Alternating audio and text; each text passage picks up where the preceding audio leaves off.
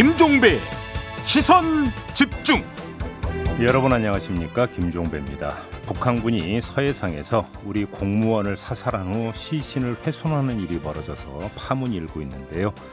국회 국방위원장을 맡고 있는 더불어민주당 민홍철 의원에게 자세한 경위와 대응책 물어보겠습니다. 그리고 정부가 징벌적 손해배상을 확대하는 방안을 추진하기로 했는데요. 그 대상에 언론 보도도 포함이 되면서 논란이 벌어지고 있습니다. 악의적 가짜뉴스로 인한 피해를 막기 위해 필요하다는 입장, 그리고 표현의 자유를 위축시킬 수 있다는 입장이 충돌하고 있는 건데요. 3부에서 김성순, 손지원 두 변호사와 함께 쟁점들 짚어보겠습니다. 그리고 조두순 만기 출소에 대한 대책, 윤화섭 안산시장에게 묻는 시간도 가져보겠습니다. 9월 25일 금요일 김종배의 시선집중, 광고 듣고 시작합니다.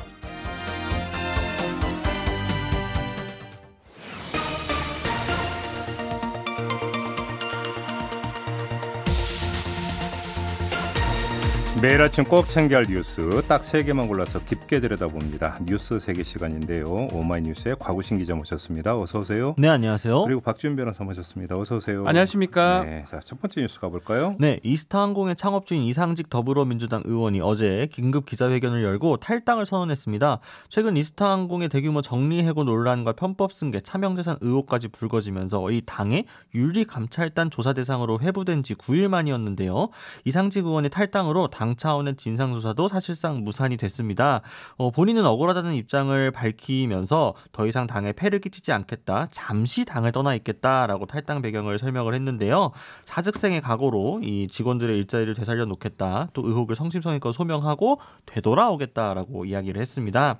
다만 이제 기자회견 후 기자들의 질문에는 일절 답하지 않고 퇴장을 하면서 사실상 이 명분만 챙기고 꼬리 자르기 하는 거 아니냐, 이런 비판이 나오고 있습니다. 아무튼 이스타항공과 직원들의 일자리를 되살려 놓겠다라고 한 그 약속 꼭 지키시길 바라고요. 그렇죠. 이건 의무입니다. 의무. 그렇죠. 이건 뭐 두말할 필요가 없을 것 같고, 문제는 왜 갑자기 탈당 카드를 꺼내 들었는가? 관심사는 이거 아니겠습니까?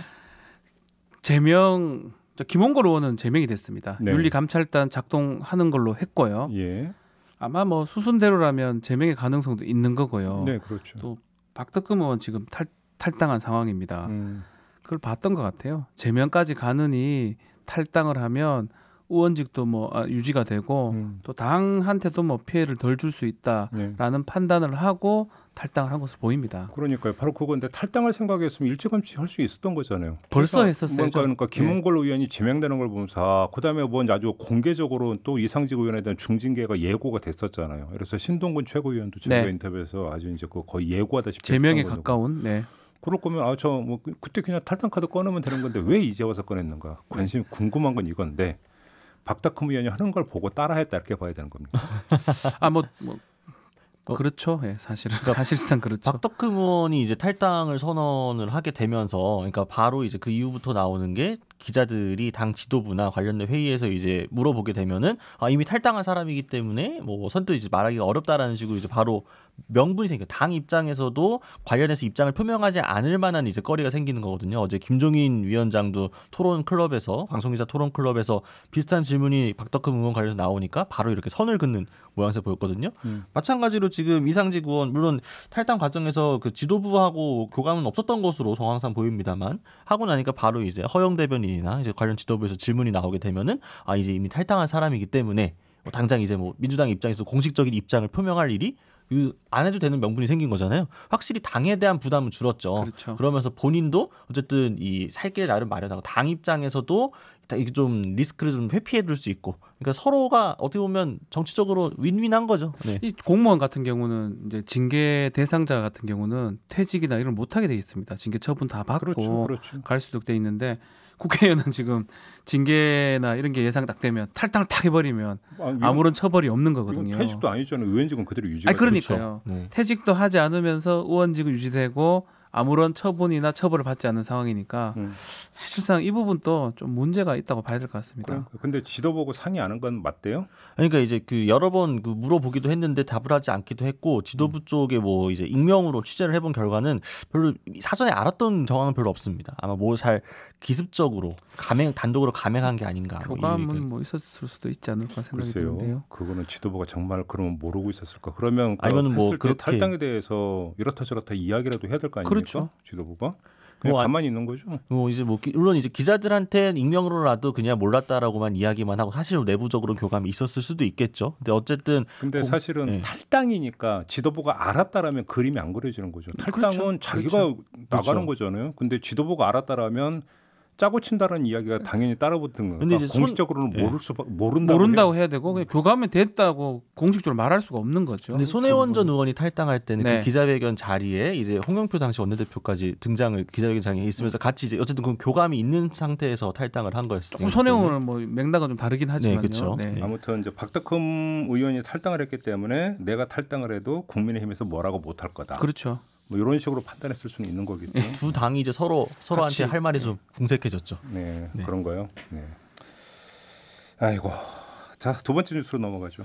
네, 방송통신심의위원회가 디지털 교도소의 접속을 차단하기로 결정을 했습니다. 이 방통위통신심의소위원회가 지난 14일 회의에서는 사이트는 유지하면서 이 불법 정보 17건에 대해서만 접속을 차단하기로 했었는데 23일 재심의에서는 앞선 결정이 뒤집혔습니다. 접속 차단에 대한 찬성이 2대3에서 4대1로 바뀐 건데요. 네.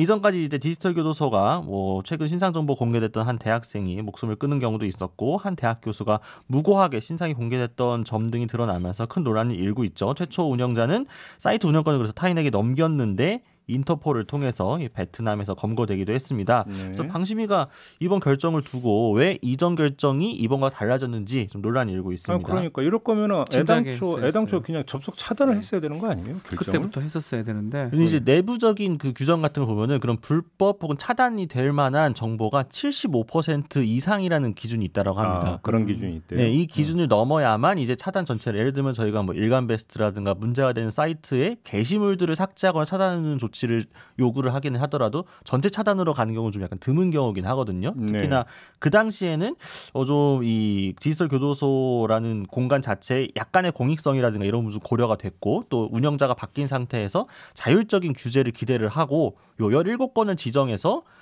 이거를 이제 삭제 혹은 차단 조치를 하라고 요구를 했는데 자율적으로 이거를 관리하기 어렵겠다 이런 판단이 들게 되면서.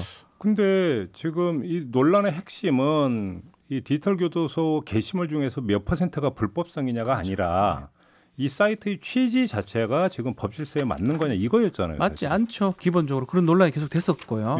사실은 확정 판결 난 게 아닙니다. 뭐 무죄 추정의 원칙이라든지 반할 여지가 상당히 커요. 그냥 막 올려버리는 거니까요. 그럼 그 게시물 자체가 거의 대부분이 불법이라고 봐야 되는 거잖아요. 거의 다 불법이죠. 그러니까 75%라고 하는 어떤 그 기준이 있다고 하는 것도 사실은 이게 설득력 있는 주장은 아닌 거죠. 사실 지금 결정을 그때쯤 했었어야 되지 않을까 생각이 듭니다. 왜냐하면 17개만 불법이 아니에요. 전체적으로 불법적 취지가 상당히 많다고 봐야 될 것 같은데 지금 결정이 오히려 타당해 보이는데 그럼으로써 또다 오랫동안 또 사이트 유지가 됐던 거거든요. 저는 그러니까 방통심의위원회의 가장 기본적인 접근법은 허용을 원칙으로 해야 되고 정말 그 예외적이고 불가피한 경우에만 제재를 해야 된다라고 하는 접근법에는 저는 100% 동의를 하거든요. 그렇지 않으면 국민들의 표현의 자유가 위축이 될 수가 있기 때문에 어떤 그런 접근법에 대해서 그러니까 토를 달 이유는 제가 볼 때는 없다고 생각을 해요. 근데 문제는 이것이 어떤 사이트에 올라간 그 게시물 하나하나에 대해서 옳고 그름이 그러니까 불법이냐 아니냐를 따지는 수준이 아니라 디지털 교도소 같은 경우는 이 취지와 사이트의 성격 자체를 어떻게 볼 것인가에 문제가 있었던 거잖아요. 그렇게 접근을 했었어야 돼요. 논점은 이거잖아요. 그렇게 사실은. 접근을 했었고 그렇게 문제 제기가 됐는데 방송통신심의에서 그거를 좀 고려하지 못했다가 좀 뒤늦게 그걸 판단한 것으로 보입니다. 그러니까 아무튼 처음부터 그렇게 접근했었어요. 17건에 대해서만 알아서 하라고 했는데 알아서 안 한 거잖아요. 그렇죠. 알아서 안 하니까 이번에 이제 접속 차단으로 간 거잖아요. 네, 그러니까 원래 이제 운영자가 바뀌면서 새 운영자가 이제 운영 방침을 밝힐 때는 그 객관적으로 명백하게 확정 판결이 났거나 아니면 성범죄자 이제 공개 알림위를 통해서 신상이 좀 공개되는 합법적으로 그런 그 위주로 해가지고 좀 사이트를 운영 방침을 좀 바꾸겠다, 개편을 하겠다라고 이야기를 했었는데 실질적으로 그 그게 지켜졌느냐. 어떻게 보면은 방심위 차원에서는 한 번의 기회를 준 거였는데 그 기회를 제대로 살리지 못했기 때문에 이렇게 좀 더 강한 규제 조치를 나간 게 아닌가 이렇게 싶기도 알겠습니다. 합니다. 자, 그 정도라고요. 좀 마지막 뉴스. 자, 지금부터 이걸 좀 본격적으로 이야기를 해야 될 것 같은데요. 북한군은 이건 만행이라고 표현을 할 수밖에 없습니다. 그렇죠. 네. 사살을 하고 시신을 훼손한, 일단 좀 정리부터 좀 해주실래요? 네, 소연평도 인근 해상에서 실종됐던 해양수산부 어업지도 공무원이 북한군에 의해서 사살된 사실이 군이 공식적으로 확인을 해줬습니다. 그러니까 북한 지역에서 우리 민간인이 목숨을 잃은 것은 지난 2008년이었죠. 금강산 관광객 박광자 씨 피격 사건 이후 12년 만입니다. 이제 무엇보다 군 당국이 제대로 대처를 한 것인지를 두고 논란이 큰데요. 공무원의 실종 사건이 발생한 것은 21일이었고 22일 오후에 공무원이 해상에서 추락한 것으로 추정되는 사고가 발생을 했습니다. 그래서 군이 수색에 들어간 상태에서 북측이 그 공무원을 해상에서 발견했다는 첩보를 입수를 했지만 이후에 비극을 막지 못했습니다. 공무원이 이제 월북 의사를 밝혔음에도 북측이 사살한 뒤 화장했다는 첩보가 22일 오후에 들어왔는데 사실상 이제 뭐 보도마다 조금 다릅니다만 6시간 가량의 텀이 있었다라는 거죠. 이 6시간 동안 군은 어떤 조치를 했느냐 비판 여론이 거셉니다. 그러니까요. 바로 일단 좀 짚어야 되는 게 이 6시간 동안 그냥 그 팔짱 끼고 지켜만 봤다는 거잖아요. 예. 한마디로 이야기를 하면. 시간이 상당히 길거든요. 뭐 예컨대 뭐 30분이다. 뭐 이러면 뭐 그런 부분은 이해가 될 수 있는 부분인데 네. 6시간이면 군사 조치라든지 조치가 다 취할 수 있는 상황인데 아무것도 안 했다는 겁니다. 예. 그런 부분들이 계속적으로 얘기가 될 것 같습니다. 그러니까 이제 뭐 군 관계자가 언론을 통해서 밝혔던 이제 뭐 해명 비슷한 이야기를 좀 옮겨 보면은 일단 북한 측 해역에서 발생한 사안이기 때문에 군사 작전을 하기 어려웠다. 또 해상 위치를 정확히 파악하지 못했고 당시 좀 첩보 수준이었기 때문에 정확한 구체적인 사실관계를 아직 파악하지 못했다라고 이야기를 했습니다. 또 우리 측 첩보 자산이 드러날까봐 염려된 측면도 있었다. 과거를 보면 피해를 감수하고도 첩보 자산을 보호한 사례가 있다. 그러니까 이제 이 내용을 바로 이렇게 검증 없이 활용할 경우에 첩보 라인 자체가 무너질 수 있기 때문에 그런 점들을 좀 고려하다가 늦어졌다. 약간 이런 식으로 아마 이야기를 그게 했거든요. 그 얘기일 것 같아요. 그러니까 통신 감청을 그렇죠. 했는데. 감청 장비 같은 근데 게. 이제 감청 같은 경우는 이제 그 통신할 때 암호를 넣어서 네. 이제 통신을 하기 때문에 암호를 해독을 해야 되는 건데. 그죠? 그렇죠. 통신 감청을 한 사실이 이제 그 전해지면 그러니까 저쪽에서 다시 이제 암호 체계를 바꿔버리기 때문에 상당한 또 시간이 걸린다. 아마 이런 점을 고려했다는 얘기 같아요. 그럼에도 그렇죠. 시간이 너무 아니 길죠. 그럼에도 불구하고 지금 군의 존재 이유가 뭔데요? 국민의 생명을 지키라고 존재하는 게 군 아닙니까? 그러니까 가장 기본 책무인데 이거를 지금 방기해버렸다면 그건 어떤 논리로도 이거는 납득이 될 수 있는 상황이에요. 감청하는 이유도 국민의 생명과 재산을 지키기 위해서 하는 네. 거거든요. 그러니까요. 예. 뭐 이건 뭐 어떤 변명도 안 될 것 같습니다. 네, 이해를 할 수가 없는 건데 뭐 지금 뭐 어제 그 뭐 군에서 설명하는 걸 보니까 뭐 이렇게 사살해서 시신을 훼손할지는 꿈에도 생각을 하지 못했다라고 얘기를 하던데 아니 군이라고 하는 것의 어떤 그 가장 기본은 일단 예방 조치부터 해야 되는 거 아닌가요? 네. 만일의 사태에 대비를 해서 그러니까 그 항상 경계 태세를 유지하고 여차하면 대응을 해야 되는 게 이제 군의 그러니까 책무로 알고 있는데 상상도 못했다는 얘기를 해버리면 도대체 어떻게 하라는 그렇죠. 얘기예요? 답변도 뭐 그러면 마땅치 어떤 않습니다. 뭐 그러니까 적 내지 상대가 상상의 수준 안에서 그러면 도발을 해올 거면 별로 어려울 것도 없네요. 그러면 그런 식으로 따지면 네. 그렇지 않습니까? 상상을 하는 대로 도발하지 않죠. 더 이상 도발하는 경우가 더 많고 그러니까 상상도 모든 걸 못했다는 대처해야 설명이 되죠. 어떻게 성립이 되냐고요. 예. 거기서. 모든 걸 대처해야 그러니까 됩니다. 이제 우리 민간인이 넘어간 상황에서 설마 어떻게 위해를 가하겠느냐라고 좀 안이하게 생각을 한 것 같은데 그렇죠. 북한은 지금 코로나 전국에서 자국민들 같은 경우에도 국경 잘못 넘게 되면 이제 뭐 사살을 한다라거나 뭐 여러 조치가 취해지고 있지 않습니까? 아니 그리고 우리 군 당국의 그 좀 어이없는 대처에 대해서 이야기를 했지만 사실은 본질적으로는 북한의 어떤 만행이죠, 만행. 이거는 도저히 있을 수 없는 어떤 짓을 저지른 것 아니겠습니까? 그렇죠. 이거에 대해서 분명히 일단 어제 그 NSC 이제 회의도 열리고 이제 북측의 어떤 사과를 요구를 했는데 이거에 대해서 우리가 좀 단호하게 그러니까 나가야만 된다. 여기에 대해서는 뭐 이견이 없을 것 같습니다. 그다음에 지금 그 짚어야 되는 점이 여러 가지가 있는데요. 뉴스 세계는 여기서 마무리하고 어제 국회 국방위에서 그 긴급 현안 보고를 받았는데. 국방위원장을 맡고 있는 민홍철 더불어민주당 의원 연결해서 좀 더 자세히 좀 짚어보도록 하겠습니다. 자, 두 분과는 여기서 인사 나누겠습니다. 고맙습니다. 감사합니다. 네, 자 그럼 지금부터 바로 민홍철 의원 연결해서 자세한 얘기 좀 나눠보도록 하겠습니다. 나와 계시죠, 위원장님? 예, 안녕하십니까. 민홍철입니다. 예, 어제 좀 그 군 당국 국방부로부터 좀 보고는 쭉 받으셨죠? 네네. 일단 이전부터 좀 확인할게요. 오늘 한겨레가 보도한 걸 보면 우리 공무원에 대한 어떤 그 사살 명령을 김명식 해군 사령관이 지시를 했다 이렇게 지금 보도를 했는데 혹시 확인된 사항입니까? 그거는 확인된 사항은 아니고요. 예. 이제 그 사살한 그 군이 해군이거든요. 네. 북한군에. 예. 고속 단정이 이제 와서 사격을 했다고 하니까 그렇게 보고를 받았습니다. 그리고 이제 해군 지휘계통이 아니겠냐. 예. 그렇게 군이 보고를 했고. 예. 뭐 특정을 해서 어느 뭐 사령관이다 뭐 이름까지 그렇게 거론한 것은 네. 그런 보고는 없었습니다. 그러면 이제 그 국방부에서 김명식 그 인민군 대장 해군 사령관이라고 특정해서 국회에 보고한 바는 없었습니까? 네네. 다만 지휘계통상 해군 아니겠느냐 이 정도의 수준이었다는 말씀이세요? 국회 추측을 하고 그렇게 보고를 했습니다. 그러면 지금 위원장님께서는 그러니까 국방부 이런 추측 내지 분석이 타당하다고 생각하십니까? 제가 여쭤보는 취지는 이게 해군 사령관 선에서 그럼 지시 내리고 끝났겠냐 아니면 더 윗선으로까지 보고가 된 것일까 이게 궁금해서 드리는 질문이거든요. 그러니까 이제 여러 가지 이제 우리 군의 첩보 자산을 종합한 결과 해군의 어떤 지휘계통에 의해서 된 걸로 이제 판단을 하고 있고요. 예. 또 사실 이렇게 야만적인 행위, 정말 천인 공노할 이런 어떤 민간인을 사살을 한 거거든요. 그럼요. 예. 이런 어떤 행위를 할 정도 되면은 어떤 군의 더 어떤 상부의 결단이나 결정이 아니겠느냐. 저도 그렇게 추측을 합니다. 그러면 더 윗선으로까지 올라갔을 가능성을 배제할 수 없다는 말씀이신가요? 배제할 수 없다는 거죠. 예, 그래요.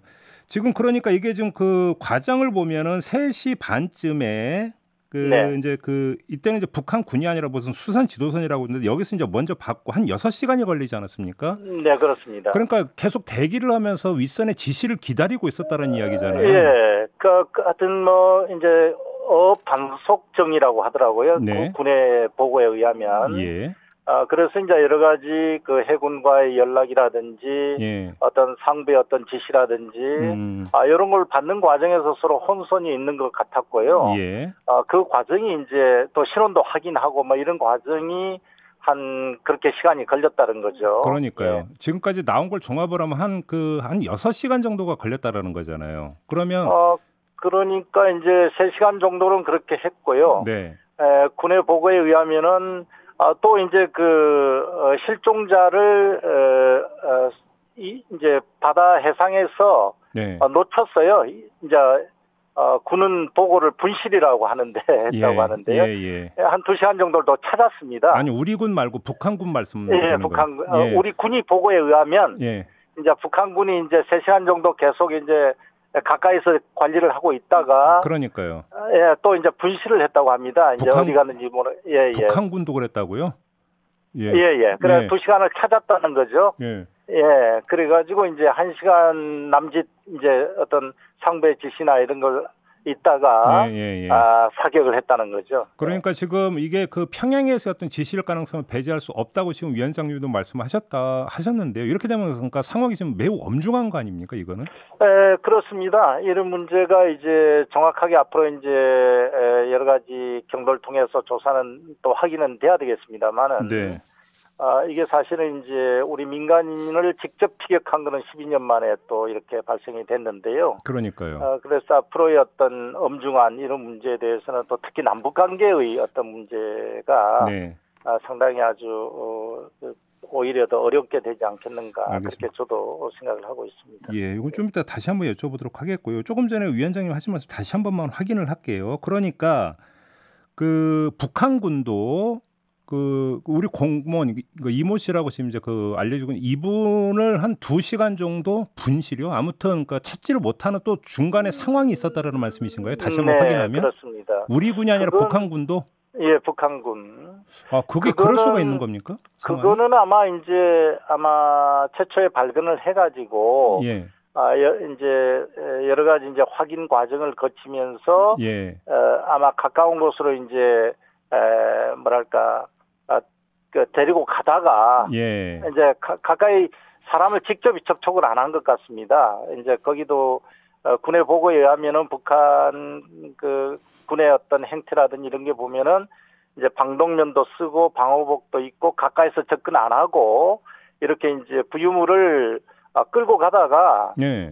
그걸 놓친 거 아닌가 이렇게 판단을 하고 있고요. 지금까지 나온 보도에 따르면 그래서 어업지도생각이 최초 발견을 해가지고 로퍼 같은 걸 던져서 이제 그 잡고만 있었다 계속 대기하고 있었다 이렇게 보도가 나오는데 그게 아니라는 말씀이시네요. 그러니까요. 그러니까 로프 같은 걸 던져서 이제 데리고 가다가 그걸 놓친 거 아닌가. 그러니까 이제 일종의 또 다시 잃어버린 거죠. 알겠습니다. 예. 그다음에 지금 또 하나의 문제는 지금 청와대 내부에서의 어떤 보고 체계인데요. 문재인 대통령이 그 이제 최초에 이제 그 실종 사실은 물론 서면 보고는 받았는데 사살 후 시신 훼손 사실에 대해서 보고를 받는데 10시간이 걸렸다라고는 이야기가 지금 나오고 있지 않습니까? 이 경위에 대해서는 보고를 들으셨습니까 혹시? 예, 그러니까 최초의 실종 사건으로 할 때는 이제 해경이 이제 수색을 하거든요. 네. 또 현장 지휘도 해경이 하고 국방부는 여러 가지 해군 함정이라든지 관련된 그 병력을 이제 지원하는 개념이고요. 예. 그다음에 이제 국방부에서 이제 책임을 맡는 거는 NLL 이북에서 이제 우리 실종자가 발견된 이후부터 네. 이제 관할 책임이 있는 거죠. 네. 그래서 아마 그런 보고 과정이 서로 이렇게 이원화되어 있지 않았는가 저는 그렇게 생각을 합니다. 아무튼 북한군이 그러니까 그 사살하고 시신을 훼손한 그러니까 그게 종료된 시점을 밤 한 10시 10분 30분으로 보고 다음 날 8시 30분이 돼서야 그 문재인 대통령한테 대면 보고가 이루어졌다고 하니까 이거는 좀 시간이 너무 오래 걸리고 뜨는 거 아닙니까? 글쎄요, 어제 저희들도 이제 그런 부분에 대해서 군에 우리가 좀 질의도 하고 했습니다만은 그 사이에 이제 어떤 국방부 입장에서는 그렇게 대면 보고가 됐다는 거죠. 아니, 그 사이에 위원장님 이제 잠깐만요. 제가 다시 한번 좀 질문을 드리면 왜 이게 좀 납득이 안 가냐고 지금 안 간다고 질문을 드리냐면 그 10시간 중간 지점에서 새벽 1시쯤에 관계장과 회의가 열리잖아요. NSC에서. 그렇습니다. 자, 그러면 대통령도 모르는 상태에서 전혀 보고도 하지 않고 관계장관 불러서 비공식 그러니까 대책 회의를 한다라고 하는 걸 납득할 수 있는지를 여쭤보는 겁니다. 그러니까 이제 그 새벽 1시경에 관계장관 회의할 때는 그게 이제 정확한 판단이 안 서는 일종의 첩보 수준이었다는 거죠. 그게 맞는지 안 맞는지 또 실종자를 그렇게 한 건지 안 하는 건지 그걸 몰라서 정확하게 판단을 한 여러 가지 그런 그 과정이었고요. 이제 확실하게 나온 게 이제 우리 실종자를 그렇게 사살을 하고 불에 태웠다 이런 게 확정이 됐을 때 이제 대면보고가 됐다는 거죠. 그러면 자 여기서 그럼 이 질문을 좀 드릴게요. 그러니까 우리는 군 당국에서는 뭐 이런저런 여건 때문에 이제 명시적으로 밝히질 않고 있지만 지금 전후 과정을 보면 통신 감청을 통해서 상황을 파악을 한 것으로 좀 보이는데요, 위원장님 맞죠? 그리고 첫째 이거가 있고 두 번째 그 시신 훼손할 때 이제 그 불꽃을 봤다는 거잖아요. 이것도 군 당국이 밝힌 내용인데. 불꽃을 뭐 육안으로 본 건 아니고 이제 그 영상에 나와 있다는 거죠. 아니 그러면 이 두 가지를 종합을 하면 이미 첩보 단계를 넘어서 정보 단계라고 판단할 수 있는 여지는 충분히 있었던 거 아닌가요?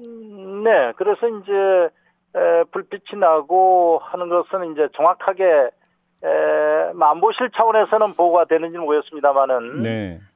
국방부 차원에서는 그때 이제 보고가 됐다는 거죠.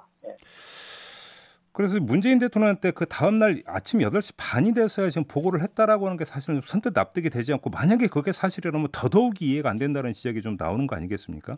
이게 이래서 첩보를 정보로 그러니까 정보 단계로 올리는데 이렇게 오래 시간이 걸릴 수가 있느냐라는 얘기잖아요. 예, 그렇습니다. 여러 가지 이제 정보 자산을 가지고 우리 군만 판단하는 것이 아니라 또 한미 간에 또 공조도 하고 하는 거기 때문에요. 여러 가지 그 군의 그 첩보나 보안 이 문제는 매우 중요하게 다룹니다. 이게 또 미군하고 또 이제 공유를 해야 되는 또 절차의 문제가 있습니까 혹시? 네, 그렇습니다. 여러 가지가 있고요. 그래요. 알겠습니다. 자 이제 다시 처음으로 돌아가서 지금 이게 평양의 지시라고 한다면 일단 지금 그 NSC 그 사무처장이 그러니까 북한의 어떤 사과를 요구하지 않았습니까? 자, 이 정도 그러니까 지금 만약에 사과를 하지 않는다라고 한다면 그 다음에 우리 정부는 어떻게 대응을 해야 된다고 생각하십니까, 위원장님? 그래서 저희들이 국방부에다 요구를 했는데요. 어떤 엄중한 경고는 우리가 하고 규탄하고 하는 것은 뭐 일반적인 절차일 거고요. 이제 앞으로 우리의 대응책, 이제 아직 북한이 어떤 반응을 보이고 있지 않지 않습니까? 네.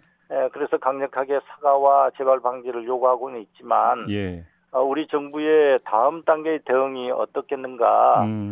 그러나 어제 국방부도 이제 나름대로 고민을 하면서 앞으로 대응 체계를 예. 검토를 하겠다. 그렇게 답변을 했습니다. 예. 알겠습니다. 하나만 더 여쭤볼게요. 지금 우리 당국에서는 월북이라고 지금 판단을 하는 것 같은데 이 판단에 충분히 신빙성과 근거가 있다고 보십니까, 위원장님? 예, 어제도 국방부 보고는 여러 가지 점 실종자가 구명조끼를 입었다라고 확인이 되고 있고요. 네. 그다음에 그 어업 지도선에서 이탈할 때 그 본인 신발을 이제 그대로 놓고 갔다는 점. 그다음에 이제 여러 가지 첩보를 종합한 결과 소형 부유물을 갖다가 이용한 점이고요. 예. 그래도 또 이제 여러 가지 그 종합 판단한 결과 월북 의사를 저쪽으로 보였다는 거죠. 확인이 됐다라는 거죠. 잠깐만요. 월북 의사를 밝힌 게 확인이 됐습니까? 그렇게 보고를 받았습니다. 그걸 여러 가지 이제 첩보나 정보를 판단한 결과 그런 게 있었다. 네. 보고를 받았습니다. 그래요. 어떤 루트로 이제 보고를 받았는지는 말씀을 해주실 수 없는 거죠? 아무튼. 네, 그렇습니다. 알겠습니다.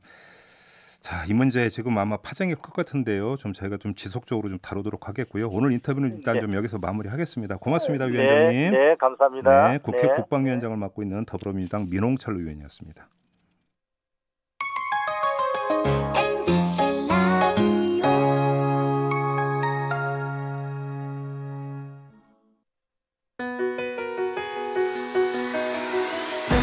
놓치면 안 될 오늘의 이슈. 평일 아침 7시 5분 김종배의 시선집중에서 챙겨보시기 바랍니다. 유튜브 라이브로도 함께하실 수 있습니다. 네, 조두순이 오는 12월이면 만기 출소를 하죠. 그래서 대책을 마련해달라는 목소리가 참 많이 있었습니다만 현행 법률 체계로는 한계가 있다라고 하는 점만 계속 확인이 됐습니다. 급기야 피해자 가족이 그러면 안산에서 이사를 가겠다 이렇게 결심을 굳혔다는 소식까지 전해졌는데요. 저희도 어제 전해드린 바가 있죠. 자, 어떤 대책이 있을 수 있는 건지 가용 범위가 어디까지가 되는지 정말 궁금한데요. 윤화섭 안산시장 연결해서 좀 이야기 나눠보도록 하겠습니다. 나와 계시죠, 시장님? 네, 반갑습니다. 안산시장입니다. 네, 시장님은 계속 이제 보호수용법을 계속 제안을 하셨고 청와대 국민청원까지 올리지 않았습니까? 예, 그렇습니다. 근데 지금 뭐 저희도 이제 관련 인터뷰도 하고 했는데 이게 좀 쉽지가 않다. 특히 이제 소급 그러니까 적용하기가 쉽지가 않다 이런 이야기가 나오던데 그럼에도 불구하고 이게 좀 방법이 된다고 생각하시는 겁니까? 저희들은 지난 23일 날 안산 시민을 대표해서 청와대 국민청원을 통해서 일명 조두순 격리법이라는 보호수용법 제정을 청원했습니다. 그런데 지난 저희들이 9월 14일 보호수용법을 촉구하는 그 서한문을 법무부에 보냈는데 사실상 그 다음 날 9월 15일 날 불가능하다는 답변을 들었습니다. 그러니까요. 그래서 시민 대표로 직접 나서야겠다는 생각이 들어서 국민청원에 글을 올리게 됐습니다. 법무부에서는 불가능하다고 답변을 줬는데도 불구하고 그럼 어떤 방법이 있을 수 있다고 생각하시는 거예요, 시장님? 그래서 지금 현재 청원에 글을 올리는 분들이 한 이틀 동안에 벌써 5만이 넘었습니다. 그렇듯 이제 많은 분들이 안산 시민뿐만 아니라 국민들이 보호 수용법의 필요성을 공감하고 있는 상황이라고 생각하고 있고요. 일명 우리가 조두순 격리법 또 다른 편으로는 보호 수용법이 꼭 제정될 수 있도록 우리 함께 노력해야 된다고 생각합니다. 알겠습니다. 자, 피해자 가족이 이사 가기로 결심을 했다는 소식이 전해졌는데 혹시 좀 피해자 가족분들하고 이야기 나눠보셨어요? 그러니까 지금 저희도 언론 보도를 통해서 알게 됐습니다. 그렇지만 가해자가 아닌 피해자가 이사를 사실은 결정한 사실이 참으로 안타까울 수밖에 없습니다. 우리가 이야기하면 조두순이 출소로 인해서 가장 불안하신 분들은 피해자와 그 피해자 가족이라고 생각합니다. 예, 물론이죠. 예. 이분들이 또다시 고통을 받지 않도록 하는 것이 정말 중요하고 예. 그것이 가장 우선시되는 대책이 돼야 된다고 생각하고 있습니다. 아무튼 지금 안산시 차원에서 이 피해자 가족분들에게 지금 지원할 수 있는 게 그러니까 가용 범위가 어디까지가 되는 겁니까? 그래서 이제 물론 여러 가지 내용들이 있는데 우리 또 특히 피해자가 가족들이 이사를 가기로 한다면 저희들도 이제 주거 지원뿐만 아니라 모든 지원을 할 계획에 있고요. 특히 이런 내용들은 범죄 피해자 보호법 그 제 7조에 보면 국가나 지자체는 범죄 피해자가 보호나 지원 필요성에 따라서 주거 지원을 해야 한다고. 그러니까요. 그러니까 강제 규정으로 되어 있는 것으로 알고 있습니다. 지금 지난주에 안산시 국회 정부가 모여서 이 조두순 출소에 대한 정책 간담회를 열었다고 하던데 맞습니까? 그렇습니다. 저희들이 저희들뿐만 아니라 지역의 국회의원들과 또한 우리 법무부와 경찰청과 함께 그런 내용을 이야기를 했습니다. 그러면 이 자리에서 혹시 이사 가는 것을 전제로 해서 뭐 주거 지원이라는 구체적인 방안까지 좀 논의가 됐어요? 그때는 지금 이제 사실은 저희들도 그 피해자 가족을 보호해야 되기 때문에 그런 이야기는 나오지 않았고요.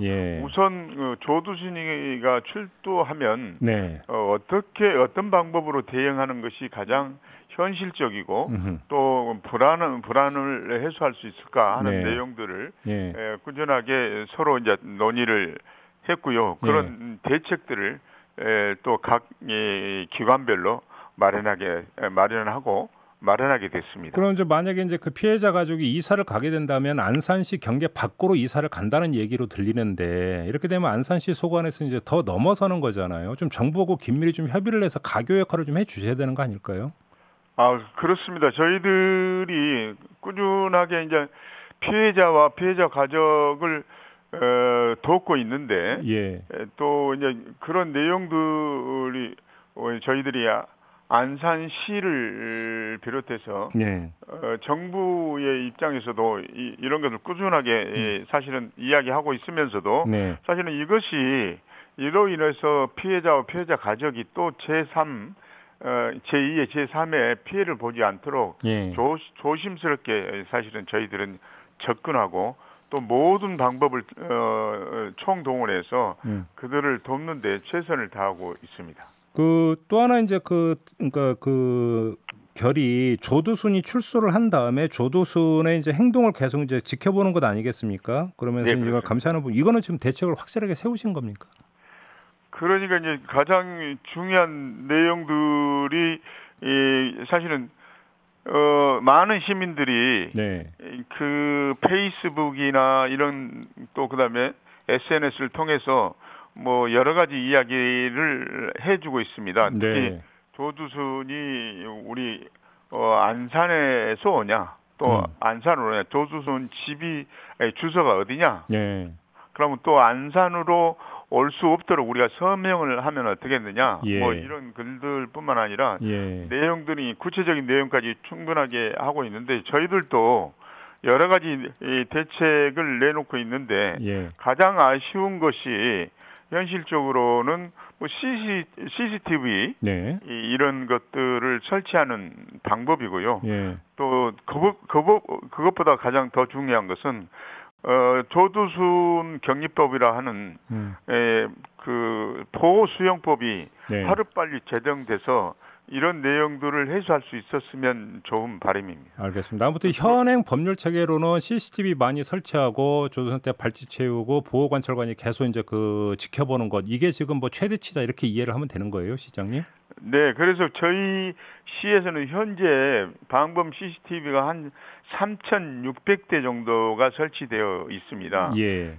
그리고 또 올해는 211개를 추가로 더 설치할 계획이 있고요. 네. 내년에는 그래서 우리 안산 도시 안정망 고도화 네. 민자 사업을 추진해서 한 3,800개 정도를 증설을 할 계획이 있습니다. 그래서 보다 더 뭐 여러 가지 화질도 뭐 신형으로 교체하고 알겠습니다. 네. 뭐 장소 주변에도 확대해서 설치할 계획이 있습니다. 좀 하나만 여쭤볼게요. 일부 보도에 따르면 조두순 가족이 이미 이사를 갔다라는 보도가 있던데 혹시 확인이 됩니까? 그것은 저희들도 그 확인을 못했습니다 아직. 그리고 그 확인 못 하셨어요? 그럼 금방 확인될 수 있는 거 아닌가요? 네, 확인될 수 있는 내용인데 그것을 이제 그런 조두순 이사 갔다는 이야기는 그냥 일부 예. 일부 아니 언론 보도는 그렇게 나왔는데요. 언론 보도라고 저는 그러면 지금 그게 부정확한 보도라는 말씀이신가요? 저희들이 확인된 바로는 예. 아직 이사를 안 가고 있습니다. 아직 이제 그 안산에 거주하고 있다 가족들이. 네, 그렇습니다. 그렇게 확인을 했다라는 말씀이시죠? 가족은 이제 그 조두순의 이제 그 부인이라고 해야 됩니까? 네. 예. 알겠습니다. 네, 말씀 여기까지 드릴게요. 고맙습니다, 시장님. 네, 감사합니다. 지금까지 윤화섭 안산시장이었습니다. 한편 더 깊이 파는 질문, 사실 너머의 진실을 바라봅니다. 김종배 시선집중.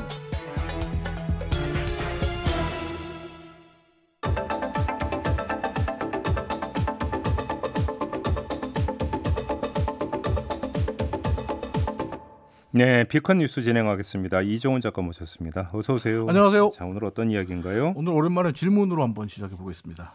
58제곱미터 17평짜리 서민 아파트의 아파트 관리비가 1,300만 원 가까이 나왔습니다.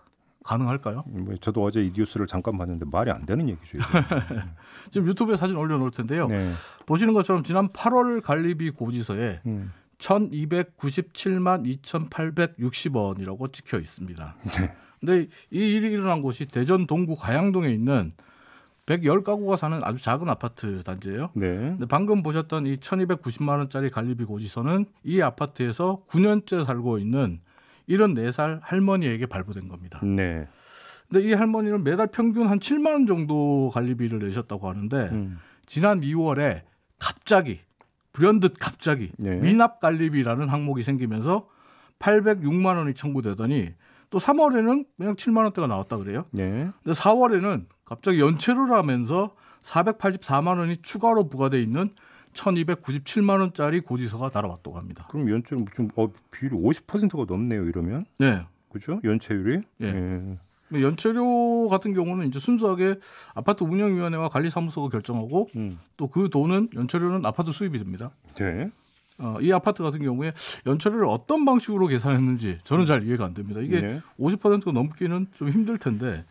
일단 그러면 그 미납 관리비, 그러니까 관리비가 미납이 됐던 거, 그다음에 그 금액이 800만 원이라는 건 맞는 얘기예요? 여기에 대해서 논란이 있어요. 이 할머니 같은 경우에는 내가 미납 관리비가 이렇게 많을 수가 없다. 그러니까 아무리 많아도 70만 원, 80만 원 정도일 거다. 9년째 거주를 했다고 매달 한 7만 원 정도 나왔다면 여기에 이제 살면서 지금까지 한 번도 관리비를 안 내야 800만 원이 되는 거잖아요. 얼핏만 계산을 해봐도 이게 말이 되는 얘기냐고요. 실제로 2011년부터 이 할머니 같은 경우 지금 제가 사진 하나 올려놓을 텐데요. 2018년 3월부터 2019년 9월까지 낸 관리비 납부 확인서를 갖고 계세요. 그러네요. 그 관리비 납부 확인서를 받았어요. 관리사무소로부터. 2019년에 받은 거거든요. 그러니까 작년 2019년 10월에 관리비 납부 확인서를 받을 정도로 관리비를 내오신 분이에요. 그러니까 그럼 더 이해가 안 되는, 말이 안 되는 거잖아요. 그런데 이 아파트 측이 또 이야기가 이렇습니다. 과거에 2011년부터 과거에 관리비를 손으로 적어서 내라고 얘기를 했기 때문에 누락이 발생할 수 있다. 그렇게 얘기했어요. 관리비 고지서를 손으로 적어서 낸다는 것도 이상한데 그렇게 했다는 거예요. 그리고 아파트 관리사무소에서 부과한 미납 관리비 806만 3,920원을 만약에 저 할머니가 그 발부받은 관리비 납부 확인서를 뺀, 그러니까 2011년부터 2018년 3월 이전까지 86개월 동안 단 한 번도 관리비를 내지 않았다고 해도 계산해보면 월 평균 93,766원 나와요. 그리고 이 아파트 관리사무소 측에서는 5년 동안 미납요금이다. 미납관리비다라고 하거든요. 네. 5년이면 60개월이잖아요. 네. 5년으로 나누면 이게 60개월로 나누면 13만 원이 넘어갑니다. 근데 7만 원 평균 관리비였거든요. 단순 비교해도 관리비가 너무 뛰어요.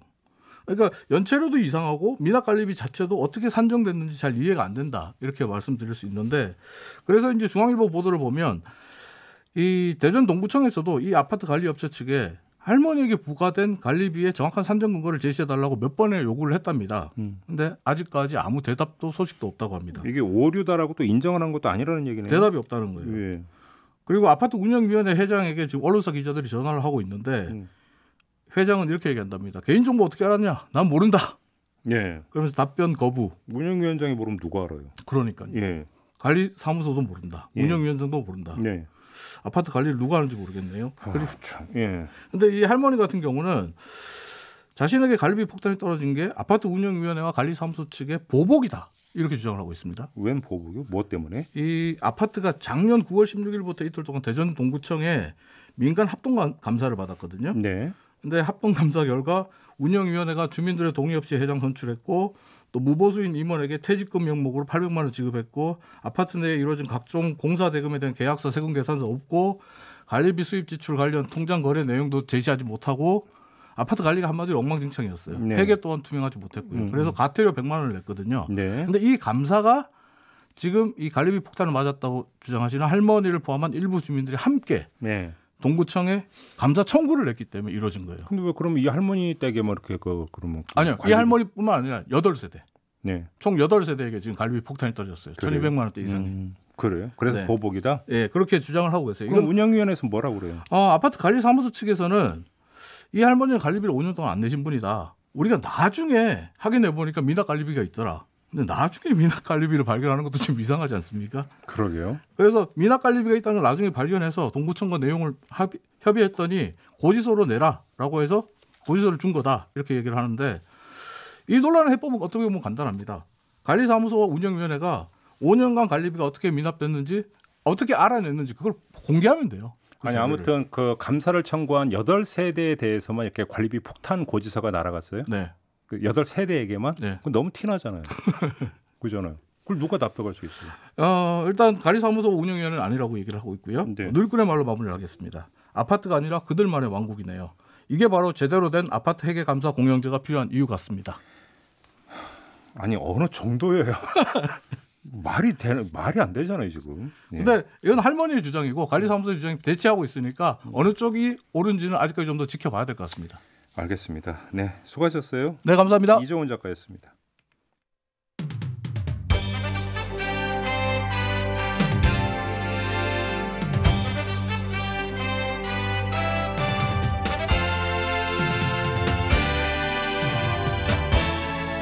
김종배 시선 집중.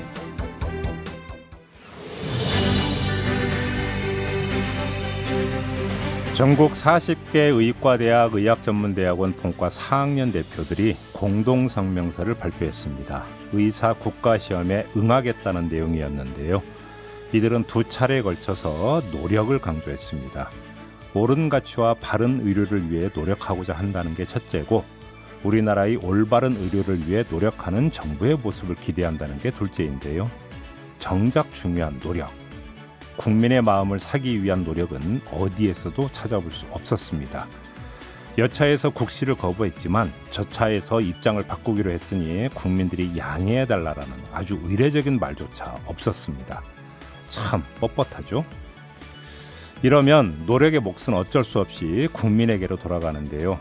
어떻게든 이해해보려고 그래도 학생들이니까 사정 헤아려보려고 노력해야 하는데 영 쉽지가 않네요. 그리고 한 군데 더 있습니다. 이 정부도 노력하고 있는데요. 보건복지부는 또다시 다른 국가시험과의 형평성 문제와 이에 따른 국민 수용성을 종합적으로 고려해야 한다는 말을 되풀이했습니다. 한 말 또 하고 하는 것도 인내의 노력을 요하는 것이죠. 참 힘듭니다. 김종배의 시선이었습니다.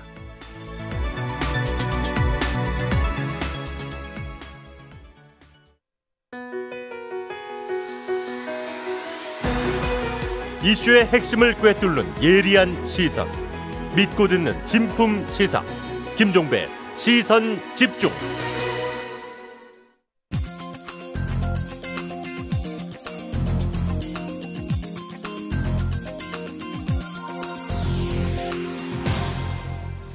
네, 어제 저희가 전해드린 바가 있었죠. 법무부가 19개 법률이 흩어져 있던 징벌적 손해배상제를 상법으로 통합을 해서 전 분야로 확대하는 방안을 추진하고 있다는 소식 전해드렸는데요.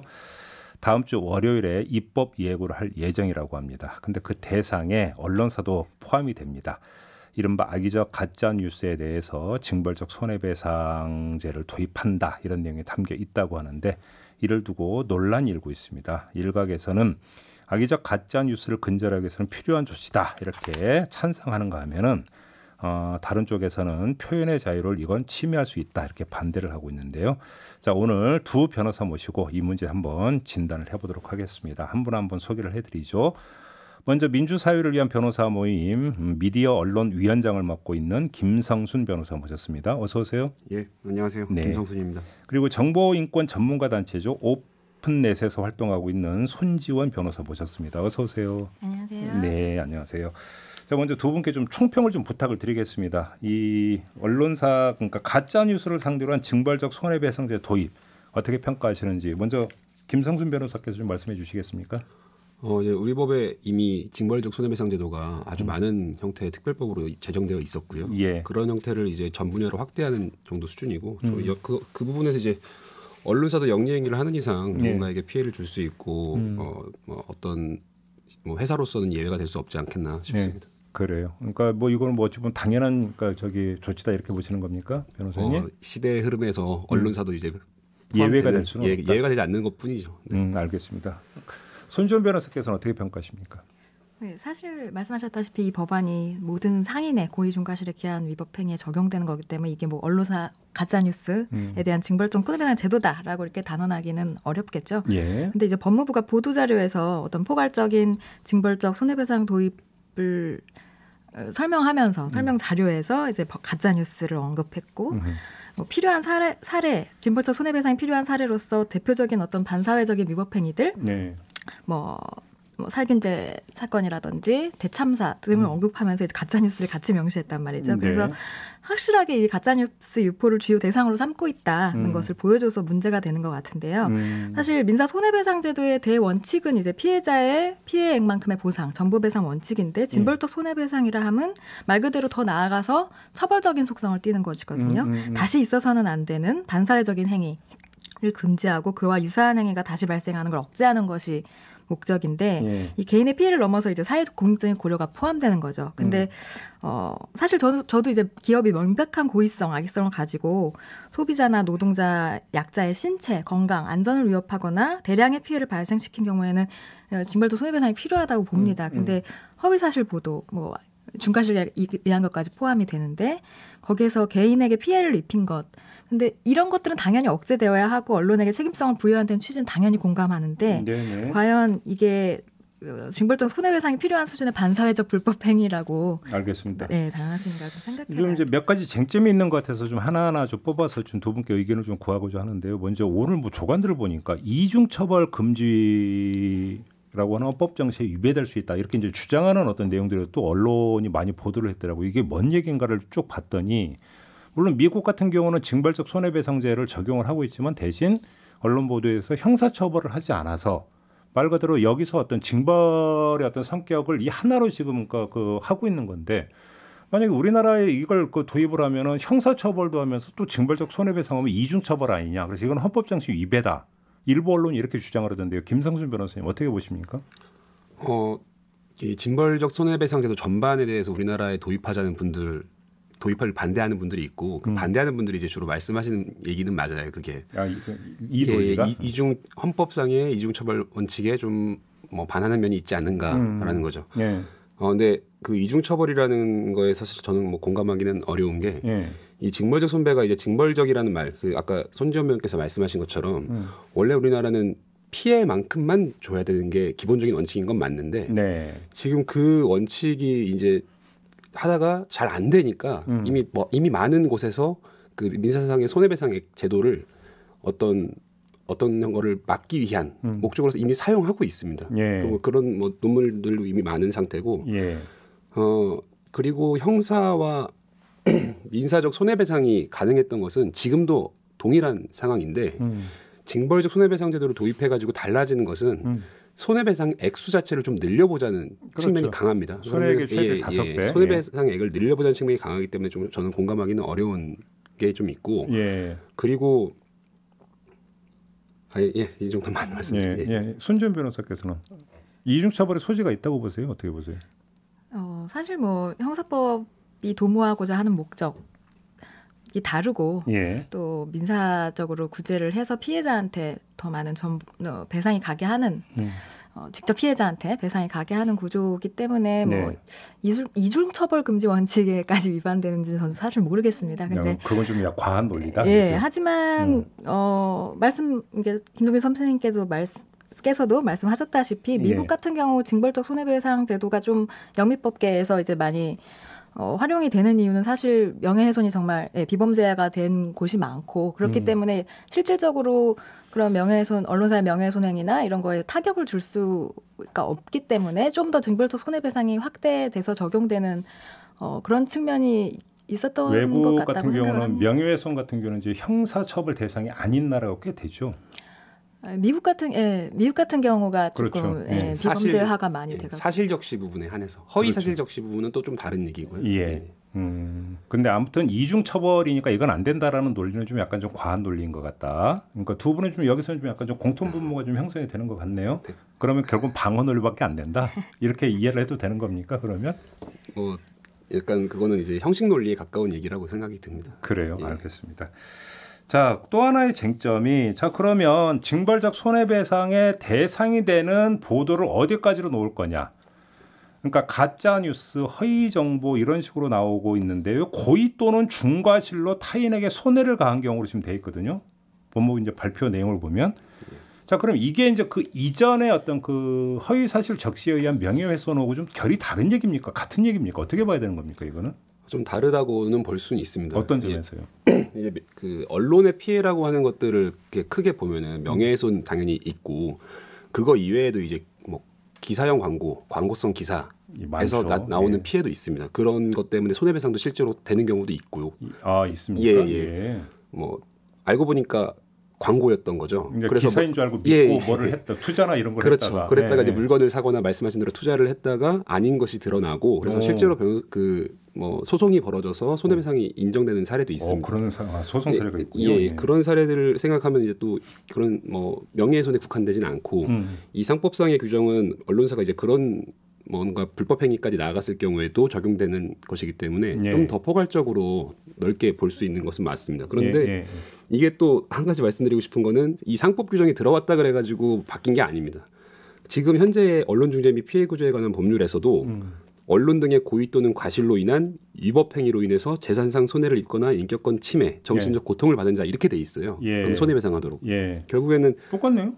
크게 사실은 다른 건 없다는, 그러니까 그 적용에 있어서는 크게 다를 건 없어질 것이고, 다만 이제 징벌적 손해배상이라는 아무래도 것이기 때문에 극히 예외적인 경우에만 이 상법상의 징벌적인 부분이 적용되지 않겠나. 그러면 잠깐 보충 질문을 좀 드릴게요. 그러면 예를 들어서 어떤 그 판결은 그러니까 그냥 손해액만 그러면 배상하라는 판결이 나올 수도 있고, 그렇죠. 어떤 판결은 손해액의 5배까지 배상하라는 판결이 나올 수도 있는 건데, 그러면 어떤 그런 액수의 차이라고 하는 것은 결국 이렇게 된다면 고의성에 대한 어떤 재판부의 판단에 따라서 달라진다 이렇게 이해를 해야 되는 건가요? 고의성이나 그것이 불러온 결과라든가 그리고 그 가해한 언론사의 덩치라든가 이런 것도 아주 종합적으로 고려가 될 수밖에 없습니다. 그렇게 보는 거고요. 예. 손지은 변호사님은 좀 과하게 해석될 우려가 있다고 생각을 하는데 악의적인 것뿐만이 아니라 사실 중과실도 포함을 하고 있어서 또 문제거든요. 그래서 영미법계에서도 징벌적 손해배상을 적용할 때는 보통 악의성, 의도성 이 정도의 어떤 반사회적인 목적이 있었을 때 그걸 요건으로 하고 있는데 아무래도 사실 확인을 제대로 하지 않고 보도했다 이유만으로 그런 징벌적 손해배상을 부담할 위험이 아무래도 있겠고 그다음에 무엇보다 대충은 이제 허위 보도로 인한 명예훼손이 문제가 될 텐데 네. 사실 가장 문제되는 지점이죠. 사실 가짜 뉴스라는 걸 판단하는 데 있어서 어떤 부분이 허위이고 진실인지 한 명제에서도 사실 증명할 수 있는 사실을 단언한 것인지 아니면 의견이나 평가를 적시한 것인지 구분하는 것부터가 사실 쉽지 않거든요. 예를 들면 네. 특혜를 받았다, 성폭력을 저질렀다 이렇게 네. 했더라도 사실 법 위반의 특혜나 법 위반의 성폭력을 의미하는 게 아니고 사회적인 의미의 어떤 특혜나 성폭력을 의미한 걸 수도 있고 사실 그리고 종북, 공산주의자, 뭐 친일파, 인종차별주의자다 이런 말들도 사실 이게 사실적시인지 의견 평가인지에 대해서도 해석이 갈릴 수 있어서 네. 사실 그렇기 때문에 가짜뉴스라는 건 자의적으로 정의내기가 굉장히 쉽고 그래서 내진남가라는 말이 있더라고요. 네? 내진남가라고 내가 하면 진짜 뉴스, 남이 하면 가짜 뉴스. 서로가 서로의 진영에서 서로 기준에서 당신이 가짜 뉴스라고 예, 서로들 그렇게 주장을 하고 있는 거고 팩트체크 기관별로도 결과가 다른 경우가 굉장히 많고 여기서 그러니까 바로 지금 그 손지현 변호사님께서 이제 중요한 점을 제기해 주셨는데 좀 하나 좀 짚고 넘어가야 되는 게 우리가 이제 가짜 뉴스라는 표현을 많이 쓰잖아요. 근데 사실 가짜 뉴스라는 게 학문적으로나 법률적으로 정립된 개념은 아니잖아요. 아직까지는 이게 그러면 이전에 어떤 명예훼손 소송 사건이 내는 허위 사실을 적시하고 맞습니다. 그다음에 언론계에서 흔히 이야기하는 오보하고 가짜 뉴스는 어떻게 다르냐? 사실 이건 너무 이제 그 추상적인 이야기를 웬만하면 안 하고 넘어가려고 했지만 학계에서 나오는 이야기를 보면 정치 경제적인 목적을 가지고 일부러 정보를 조작한 행위의 결과물을 가짜뉴스라고 이야기를 하더라고요. 그러면 가짜뉴스는 이미 그 개념 자체에 고의성이 포함이 되어 있다고 봐야 되는 거 아닌가요? 말씀하신 대로 언론계나 학계에서나 법조계에서나 흔히들 말하는 가짜뉴스 개념에서는 오보라는 어떤 과실적인 면이 있는 거는 제외한 그렇죠. 그러니까 어떤 그 딱 봤을 때 이건 의도적인 조작 행위가 있다라고 보았을 때 이제 그때가 가짜 뉴스가 되는 거잖아요. 그렇죠. 근데 그것도 지금 그게 이제 가짜 뉴스를 규제하면 이렇게 너무 광범위해지기 때문에 네. 허위 조작 정보에 국한해서 규제해야 된다라는 그 의견이 지금 그렇게 하고 있는 것이고 사실 지금 여기 규제 대상이 될 수 있는 허위 사실 적시는 오보도 포함이 될 수가 있다고 보거든요. 허위 조작 정보에만 국한되는 것은 아니라고 봅니다. 그러니까 오보 플러스 가짜 뉴스 이렇게 되면 이게 범위가 넓어진다 이 말씀을 좀 하시는 것 같은데 이걸 딱 이제 이건 오보 그러니까 과실에 의한 허위 사실 적시고 이거는 아주 고의적으로 악의를 가지고 했던 그러니까 정보 조작이다라고 딱 가를 수 있느냐?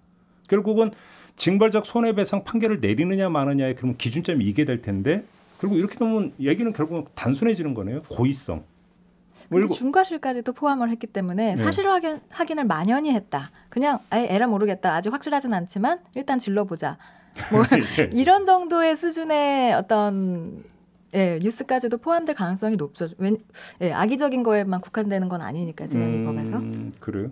이게 아마 이 중과실은 제 생각인데 만약에 근데 이게 시행이 되면은 그 무분별하게 따라 쓰는 보도나 베껴 쓰는 보도가 있는 경우가 꽤 있습니다. 꽤가 아니라 많죠. 예, 많죠.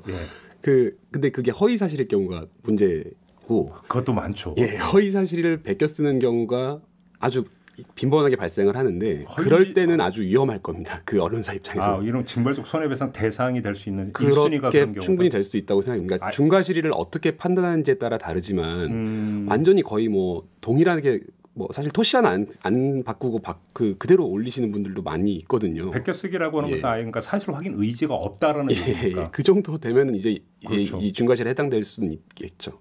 그렇게 되는. 그런 면에서는 말씀하신 것처럼 취재 노력을 어느 정도 했음에도 불구하고 발생한 오보랑은 완전히 달라지고 그런 경우에는 뭐 중과실이라 그래가지고 징벌적 손해배상을 물리겠다 이렇게 했을 때 그거에 대한 뭐 국민적 공감대는 뭐 형성될 수 있을 것이라고 생각합니다. 이제 보통 명예훼손 소송 사건에서 위법성 조각 사유라고 해서 허위 사실을 보도를 한 건 맞지만 전후 과정을 보니까 이건 죄를 물을 수 없어서 무죄 이렇게 판단 내리는 경우가 또 꽤 있지 않습니까? 근데 그게 보니까 공익에 부합하고 진실이라고 믿을 만한 상당한 사유가 있는 경우잖아요. 근데 언론계에서는 이제 그걸 어떻게 이해를 하냐면, 그러니까 흔히 이야기하는 크로스 체크를 충분히 했고, 크로스 체크까지 했는데 이게 맞다라고 판단해서 보도를 했는데 알고 보니까 아닌 경우거든요. 그래도 사실 확인 노력은 충분히 했다, 교차 확인까지 했다라고 인정을 하기 때문에 죄는 묻지 않겠다, 무죄 이렇게 가는 거잖아요. 그러면 결국은 그게 기준이 되면 중과실도 여기서 기준이 나오는 거 아닌가요? 그렇게 놓고 본다면? 그러니까 지금 말씀하신 대로 막 정립된 판례들이 꽤 있어요. 그러니까 아까 손 변호사님께서 지적해 주신 것처럼 사실을 말한 거냐 의견을 말한 거냐 이 구분의 문제라든가 근데 이 구분의 문제에 있어서도 대체적인 지금 판례의 흐름이 대체적으로 의견으로 봐주자는 것으로 많이 가고 있습니다. 기본적으로. 그런 면도 있고 그리고 말씀하신 어떤 그런 위법성 조각사유에서의 취재 노력 부분과 얼마나 믿을 만했었는지에 대한 부분을 상당히 면밀하게 따지고 있습니다. 그러니까요. 그러니까 이제 그 서로 다른 어떤 그 주장과 어떤 사실이 나올 수 있기 때문에 크로스 체크가 되느냐 일단 아주 기초적인 어떤 판단 근거가 이제 그것인 걸로 이제 저는 알고 있는데. 정말 공익적인 사안 같은 경우에는 뭐 정치인에 대한 보도라든가 뭐 이런 아주 공익적인 사안 같은 경우에는 뭐 사실이 결과적으로는 아니었어도 얼마나 의심할 수 있는 상황이 있었느냐를 상당히 많이 봐줍니다. 그렇죠. 알겠습니다. 아무튼 이게 지금 그 중과실 같은 경우는 오히려 뭔가 모르겠지만 고의성 같은 경우는 어떻게 이제 그거를 입증하고 증명할 것이냐가 이제 상당히 이제 논란이 될 수 있다. 요거가 이제 그 도출이 되는 것 같고요. 또 하나는 징벌적 손해배상이라고 한다면 이게 징벌적 성격을 가함으로써 다시는 이런 일을 못하게 하는 어떤 그런 실효적인 효과가 있느냐 이 부분이 이제 또 하나의 어떤 현실적인 측면이 될 것 같은데 일각에서는 결국 최대 5배라고 하는 게 별로 실효성이 없을 거다 이런 지적도 하던데 이건 어떻게 생각하세요? 손지은 변호사는 어떻게 보세요? 일단 억제책 자체가 미비하다고 보지는 않거든요. 그러니까 형사처벌 같은 규정도 있고 그렇기 때문에 억제책이 미비하지 않은데 가짜뉴스 유통을 통해서 수익을 추구하기 때문에 징벌적 손해배상을 통해서 경제적 타격을 주서 가짜뉴스가 억제될 것이다라는 점에 저는 약간 회의적인 게 물론 사익적인 목적으로 검증 없이 자극적인 내용을 보도하는 부분도 물론은 있겠지만 가짜뉴스는 보통 저는 정치적인 목적으로 생산, 이용, 소비된다고 보거든요. 경제적인 목적도 있죠. 특히 유튜브 보면 그런 경우가 꽤 있죠. 뭐 그런 경우가 있겠습니다만은 보통은 가짜뉴스나 허위 정보가 뭐 최근 범람하고 있는 것도 아닌 것 같고 역사적으로 늘 있어 왔다고 보입니다. 미국이 징벌적 손해배상 제도가 있었다고 해서 가짜뉴스가 없었나? 이런 것도 사실 가짜뉴스란 용어 자체가 지난 대선 때 생겼을 정도로 아주 전쟁이었죠. 가짜뉴스의 전쟁. 그래서 어떤 이런 정치적인 목적이나 독자들의 확증 편향성이 있는 이상은 가짜뉴스라는 것이 뭐 경제적 타격으로 이게 상쇄될 것인지는 사실 좀 제가 이제 이게 실효성이 있는가를 이제 질문드렸던 이유가 있는데, 예를 들어서 이제 명예훼손 사건에 따라서 이제 오는 어떤 손해배상 청구 소송 같은 경우 재판부가 이걸 받아들여서 이제 하는 어떤 손해배상액이 보통 통상 한 300~400, 보통 그러니까 많아야 500. 물론 뭐 아주 극히 이례적으로 2~3천 나온 경우가 그러니까 몇 건 있는 줄 아는데 그러니까 극히 예외적인 경우고 많아야 500이었던 걸로 제가 알고 있는데, 그럼 여기에 5배를 해도 2,500만 원이잖아요. 그러면 물론 근데 규모가 큰 언론사 입장에서 이걸 무서워하겠느냐, 그래서 근절될 수 있겠느냐, 저는 그런 점에서 실효성을 여쭤봤던 거거든요. 김성수 변호사는 어떻게 생각하십니까? 이 부분 때문에 어떤 분들은 이제 5배 뭐 제한을 왜 두냐 뭐 이런 얘기도 하실 거예요. 네, 무제한 주장하는 사람들이 있더라고요. 저 같은 경우에는 이게 실제로 언론사를 상대로 하는 소송을 자주 하다 보니까 느끼는 건데, 작은 언론사든 큰 언론사든 불문을 하고 소송을 막상 벌어지고 뭔가 잘못된 보도였다는 게 인정이 되면은 정정 보도나 반론 보도를 해주면서 위자료를 좀 안 내고 싶어 하시는 경우가 엄청나게 많아요. 그러니까 속칭 딜 요구가 들어오는. 그러니까 지금 그렇죠. 지금 상태에서의 500만 원에서 1,000만 원 정도 배상 나오는 경우는 꽤 있는데 그거에 대해서도 아주 부담스러워하시는 경우가 많거든요. 근데 이제 그런 상황에서 이 제도가 도입돼서 만약인데 이제 뭐 재판부에서 뭐 1.5배, 2배, 3배에 대한 얘기를 압박을 가하기 시작하면은 그 언론사 입장에서 당연히 부담스럽고 그 기사를 썼거나 앞으로 이제 기사를 쓰셔야 되는 기자님들 입장에서도 상당히 부담스러울 수밖에 없을 겁니다. 근데 유튜브로 바니투님은 징벌적 손해배상은 100배 정도는 해야죠. 5배는 너무 약합니다라는 의견 주셨고, 파수코님은 피해 보상 금액이 변호사 비용에 되면 너무 적은 거 아닌가요? 또 이런 의견도 있네요. 맞는 말이에요, 진짜로. 제가 생각해도 애초에 지금 이게 손해배상 액수가 적다라는 지적이 나온 건 사실 애초에 법원이 위자료 산정에 인색했던 문제가 있었던 건 확실한 것 같고요. 저는 그래서 지금 이 기존의 손해배상 지금 법원에 위자료 산정 액수를 조금 확장하고 여기에 인색하지 않게 합리화시키는. 걸로 대안을 제시하고 싶어요. 언론중재위원회가 얼마 전에 발간한 보고서에 따르면 이제 10년간 청구액 평균이 2억이었어요. 근데 인용액 평균이 2천만 원으로 10분의 1 수준이었다고 하거든요. 그래서 청구액만 사실 많이 인용을 해줬어도 미자료 산정에 있어서 거의 그렇죠. 판례를 법관의 자유재량이기 때문에 판례에서 축적된 그런 어떤 500이 적당하다 뭐 이런 수준의 그걸로 하고 있는 것 같은데 사실 예, 언론은 정말 허위 보도로 인해서 피해를 심각하게 입은 사례에 대해서는 위자료 뭐 인용액을 합리화해서 해결을 하는 게 바람직하다고. 마무리에 요거는 좀 그 사실관계 좀 확인차 드리는 질문이기 때문에 좀 한 분만 대답을 해주셔도 되는데요. 일단 지금 이 징벌적 손해배상의 대상이 되는 게 언론사인지 아니면 개인, 다시 말해서 유튜버나 블로거까지도 이 대상이 되는 건지가 좀 궁금한데 어떻게 돼 있는 겁니까? 제가 말씀드리면 일단 기본적으로 언론사는 이제 상인으로서 상법에 적용될 수 있는 것은 뭐 분명히 맞을 것이고요. 근데 그 1인 미디어나 개인 유튜버, 블로거들 같은 경우에도 그분들이 영리적인 활동을 영위하는 사람이냐 아니냐의 기준이 될 것이고 그런 건 이제 기존에 있는 어떤 판단 기준들이 다 있습니다. 이걸 상사 문제로 볼 것이냐, 민사 문제로 볼 것이냐. 그리고 이 개정안 자체가 가해자라고 할 수 있는 쪽에서 내가 상행위를 한 게 아닙니다. 라는 것을 증명하도록 되어 있습니다. 아, 그래요? 기본적으로 이걸 만약인데 제가 1인 미디어에게 어떤 피해를 당해가지고 1인 미디어를 상대로 소송을 하면은 1인 미디어 너 이걸로 돈 벌잖아 라고 하는 것이고 1인 미디어가 아닙니다. 난 이걸로 돈 버는 사람이 아닙니다. 라고 증명을 해야 되는 상황. 그렇게 되는 거군요. 그래서 콘텐츠 유통을 통해서 수익을 얻는 구조라면 1인 미디어도 포함이 된다. 오늘의 결론은 이렇게 내렸거든요. 유튜브로 이은하 님이 기자들 그러니까 팩트체크하고 삽시다. 이런 의견. 이걸 오늘의 결론으로 내리겠습니다. 뭐 두 분 동의하시죠? 제일 중요하죠. 네, 알겠습니다. 김상순 변호사, 손지훈 변호사 두 분과 함께했습니다. 고맙습니다. 감사합니다. 지금 아우디 A6를 보다 특별하게 만날 수 있는 시간. This is your time. The new Audi A6. 가까운 전시장에 문의하세요.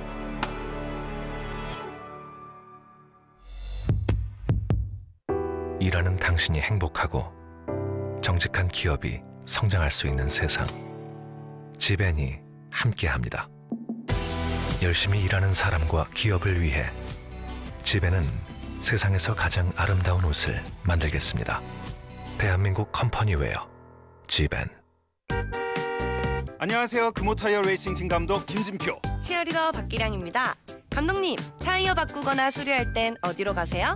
당연히 타이어 프로죠. 국내 판매 1위 금호타이어. 금호타이어가 만든 타이어 전문점. 대한타이어 산업협회 2019년 기준. 최대 10% 할인 챙겨. 10%나?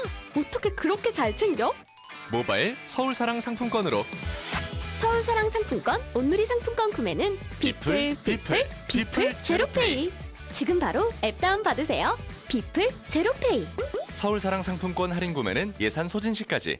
놀라지 마세요. 20주년답게 준비했습니다. 르노 삼성 20주년 감사 페스티벌. 9월 한 달 르노 삼성자동차 르노 전 차종 재구매 할인 더블 최대 100만 원. 거기에 집 앞까지 찾아가는 시승 이벤트에 다양한 경품까지. 절대 놓치면 안 되겠죠? 자세한 사항은 가까운 전시장 및 홈페이지 참조. 지금은 우리 아이의 키 크는 시간. 또래보다 키가 작다면 키성장의 아이클타임. 키가 크고 싶다면 키 아이클타임으로 키워주세요. 두드림. 두뇌 건강엔 브레인에스도 있어요.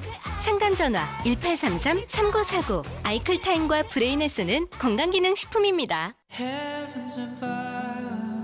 가장 편안해야 할 곳도 자연이 만나야 할 곳도 함께 어울려 행복이 커지는 곳도 집이어야 합니다.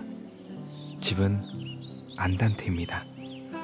여유로운 삶의 템포 안단테. 자, 요즘같이 불안할 땐 집에 콕 있는 게 최고. 그럼 이번 추석 고향 갈 땐 쌍용 자동차가 최고. 내 차만큼 안심되는 청정 지옥은 없으니까 쌍용 자동차로 달리자. SUV 전차종 60개월 무이자 할부 또는 최대 7% 할인. 선착순 3,000명만. 9월 쌍용 자동차 전시장에서. 2020년 10월 판교 제2테크노밸리에 글로벌 비즈니스의 길을 열어줄 대규모 복합 지식산업센터가 찾아옵니다. 해외 진출의 성공이 시작되는 곳 판교 제2테크노밸리 글로벌 비즈센터. 글로벌 성장의 판을 뒤집을 혁신 기업을 기다립니다. 분양 문의 1544-9917 경기주택도시공사. 아이고, 지금 태어난 우리 손주는 150살까지 살 수도 있다네요. 오래 사는 일이 걱정이 아닌 기대가 되도록 약의 근간이 되는 원료의학에서 완제의학까지 150세 시대에도 경보제약이 함께합니다. 경보제약.